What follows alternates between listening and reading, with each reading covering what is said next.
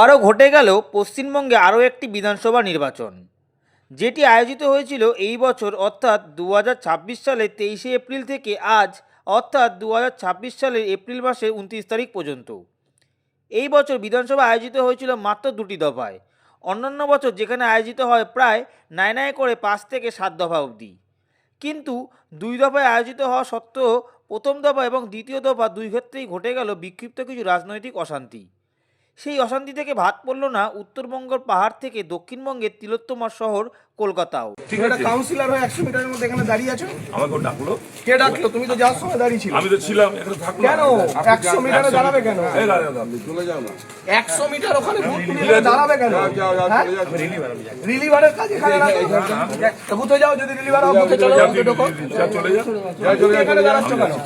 যাও আগে যাও। আগে যাও না, শান্তিপূর্ণভাবে হচ্ছে, কোনো অশান্তি হচ্ছে দাঁড়াবে না। কেন?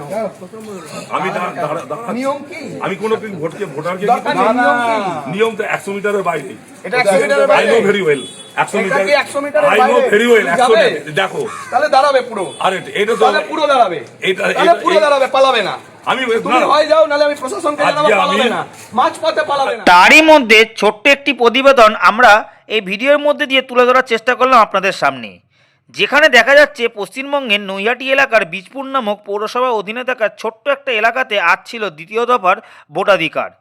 সেখানে দেখা যাচ্ছে এই ভিডিওর মধ্যে দিয়ে সেই এলাকার লোকাল কাউন্সিলর রাস্তায় দাঁড়িয়ে আছে, সাধারণ মানুষকে ভোট নিয়ে প্রভাবিত করছে বলে কমপ্লেন করছে সেই এলাকারই এই বছরে বিধানসভার বিজেপি প্রার্থী।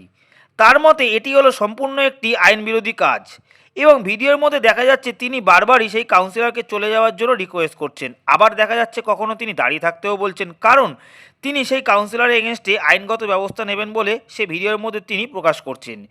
এই হতে না হতেই দেখা যাচ্ছে দুজনের মধ্যে বাকবিতণ্ডা শুরু হয় এবং পরবর্তীতে সেটা হাতাহাতির জায়গায় পৌঁছে যায়। তাহলে কি আমরা পশ্চিমবঙ্গের যে ভোট দেখে অভ্যস্ত সচরাচর, যেখানে দেখা যায় প্রতিবারই এই রাজনৈতিক ভোটাধিকারের জন্য বহু মায়ের কোল খালি হয়ে যায়, তাহলে কি এই বছরও সেই অরাজকতার হাত থেকে সাধারণ মানুষের রেহাই নেই? আমাকে ইনি আটকালে শান্তি করছিল নাকি ভোটে? কেন শান্তি করছিল? কোথাকার ভোটার? কোথাকার ভোটার? কোথাকার ভোটার? কোথাকার ভোটার? তোমাদের কেন ধরাছে? এই দাদা কোন জায়গায় ভোট দাও? কোন জায়গায় ভোট দাও? কোন ওয়ার্ডের? বীজপুরের ভোটার। তাহলে কি এইভাবেই চলতে থাকবে আগামী দিনের ভোট? তাহলে আমরা আগামী প্রজন্মের কাছে কি বার্তা দিতে চলেছি আমাদের এই পশ্চিমবঙ্গ সম্বন্ধে? আরে মশাই, কোথায় যাবেন বুঝতে পারছেন না, কার সঙ্গে যাবেন সেটাও বুঝে উঠতে পারছেন না, এত চিন্তা করছেন। আমরা তো আছি আপনাদের পাশে।